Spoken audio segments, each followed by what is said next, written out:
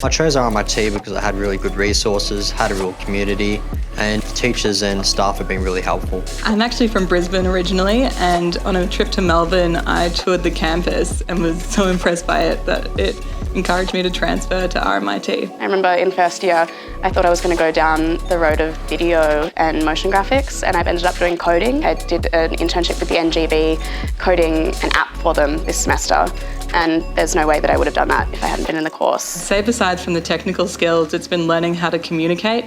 It used to be something I wasn't terribly confident with, but over the years I've definitely improved, and I think that's something that the course has given to me outside of the technical skills. What's next for me is moving to New York in June, getting some experience, seeing what it's like there, and then coming back and hopefully getting a real job. What's next for me is I want to work with government agencies to create more creative public spaces. It's something I'm really passionate about, just sharing this side of the industry with the public sphere.